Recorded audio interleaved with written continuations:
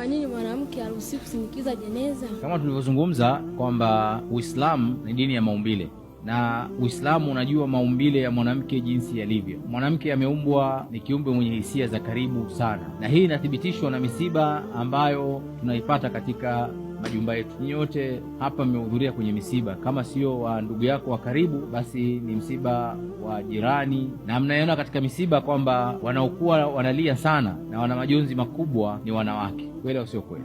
Wanaume mara nyingi wanahudhuria katika misiba, wanatokwa na machozi, lakini hawalii vile vilio vikasikika nje, lakini wanaosikika vilio vyao kule, umetuacha, ulikuwa sijui hivi, jana tulikuwa na wewe, tutampata mtu mwingine, kwa nini imekuwa hivi? Wanaojigaragaza chini, wanaojipiga vibao, wanaotupa nguo, wanaozimia, asilimia kubwa ni wanawake, kwa sababu hiyo ni nature ambayo Allah subhanahu wa ta'ala kaijalia kwenu, wala sio udhaifu. Ndivyo Mwenyezi Mungu alivyowaumba. Sasa sehemu ya makaburini ni sehemu ambayo kusema kweli inahitaji utulivu, inahitaji ukimya, na ni sehemu ambayo inatisha zaidi na inajenga hisia kubwa zaidi. Uislamu umekuja ukatambua nafasi ya mwanamke, lakini kamuonea huruma vile vile mwanamke katika hali kama hii. Just imagine huyu mama anakwenda anamzika mtoto wake na anaona pale anapofukiwa. Ni kitu ambacho hakitasaulika katika kichwa chake kwa muda mrefu sana. Kwa hiyo sheria ya Kiislamu ikalinda hisia za mwanamke, na ndio maana ikamwambia kwamba mtu kafariki, umemlilia, umemwangalia, umemswalia, umemwombea dua, anapokuwa anachukuliwa sasa anakwenda kuzikwa, basi pale mwanamke wa Kiislamu haruhusiwi kwenda mazishini, kwa sababu kwanza ile sehemu ina athari kubwa zaidi kwake yeye, na